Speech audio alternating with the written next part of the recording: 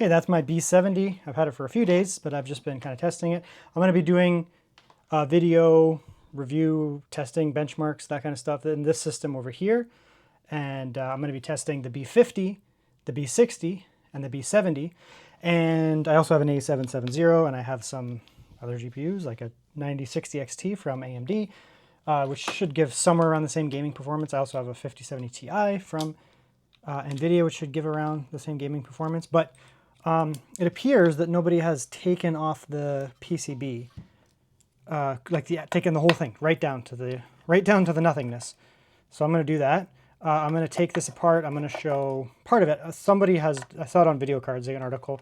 Someone had taken most of it apart, but they hadn't actually taken the cooler off of the PCB. And I will do that. So yeah, follow along if you feel like it. We'll just do this as quick as possible. I might cut some stuff here, but yeah, we'll see how easy to get into. Typically, the I don't know, pro level GPUs, whether they're AMD, from my experience, AMD and NVIDIA are easy to get into. I haven't taken apart my B60 yet, so I don't know if Intel is the same, but probably the same, to be honest. So let's keep going. This video will be chaptered. This is just the teardown, the video review, not really a review, just benchmarks, I guess. Gaming benchmarks, pro benchmarks are going to be separate. I'll do gaming benchmarks separate from pro benchmarks. Maybe accumulate them into a single video at the end of that, make a bunch of content, but let's see what's going on inside. This will probably void the warranty, or I don't know, compromise the warranty, put it that way. So don't do this. If you're a normal person, like seriously, don't do this. There's no point.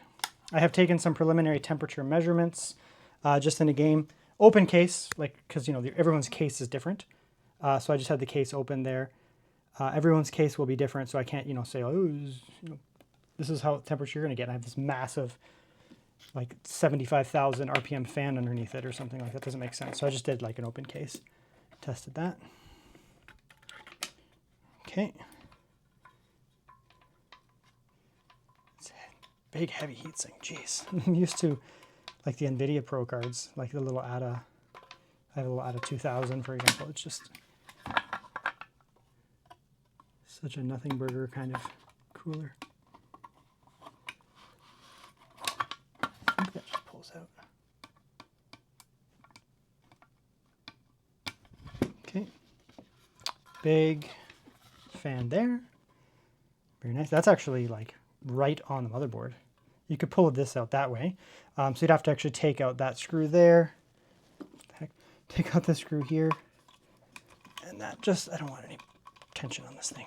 I'm not going to solder this back on if I break it. So, I mean, I'd have to. But there we go, place that. So that's the fan there, blower style fan. Blower fans will be noisier. It's just the way they are. They'll be noisier and potentially a little bit hotter than like a 2-fan.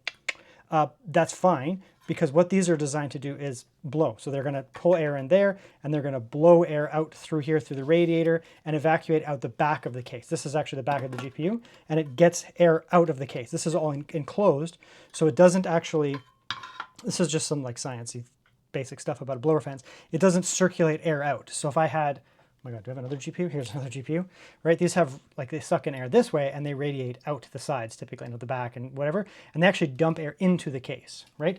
A lot of pro type cases, generally speaking, don't have a lot of good airflow.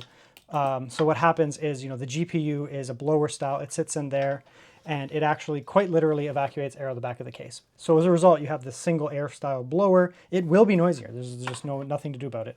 I'm sure that this thing is sounding like crazy apparently. So I'm pretty sure other brands will take it up and make their own versions, I would guess. I can't say for sure, but I'd guess. So that's that there. You get chips there.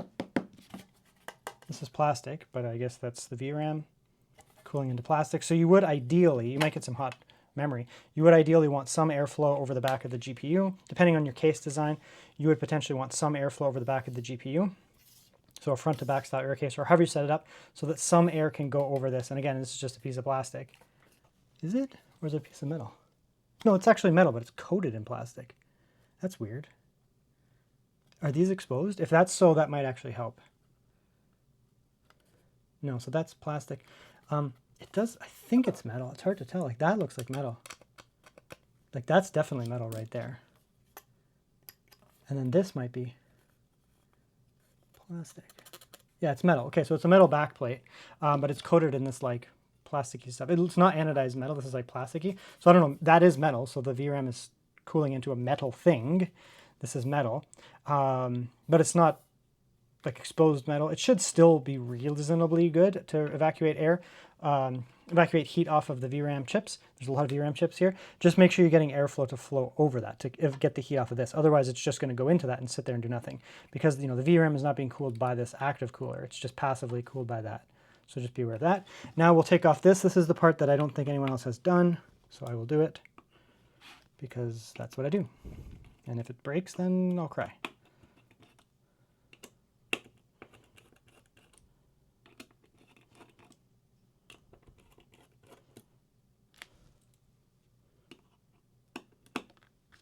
Get here.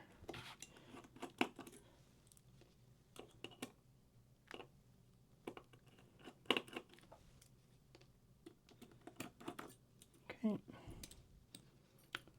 Dun, dun.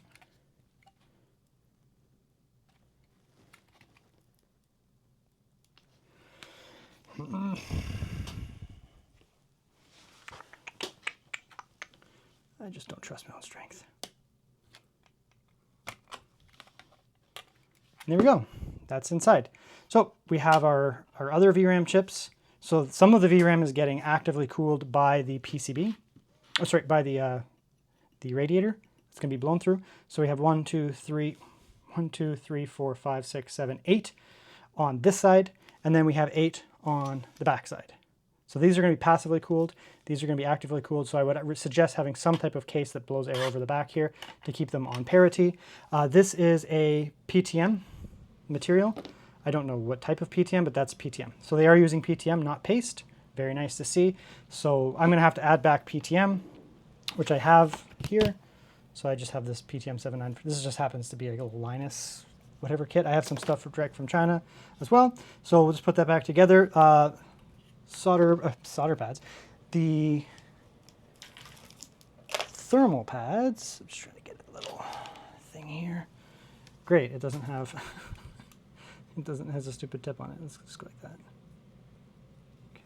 This is so crude. So is it 1 millimeter? I think so. If that's touching. Yeah, it's a 1 millimeter pad. So 1 millimeter pads, they look like they're all 1 millimeter pads, just so you know. And that's PTM. So there you go. There's a look inside the GPU. I will put the PTM back on it and put it back together. It's good to see that they're using PTM. So good job, Intel. You have not cheapened out on this GPU. Nice. This is a giant piece of metal here. There is copper exposed for the actual GPU die. And then, this is like aluminum or whatever material it is. Aluminized stainless type material. So there you go. That's a look inside. Very nice. No need to get too formal with this part. I'm just going to splice this in. My buddy did ask me, is it possible to upgrade the cooler? And, make sure you have the right holes for something like that. So, you can just see here, I'm just going to measure the spacing here. My measuring tape is literally a measuring tape. Just funny. So from the center of it, we're looking at 7.3 or 7.4 that way to the center of the holes. From edge to edge, it's almost exactly 7. Okay, and we're going to go this way. Edge to edge. Let's get that down a little further. 4.1, 4.2 from edge to edge. From center to center, it's exactly 4. So if you want to upgrade the cooler, that's what you're working with.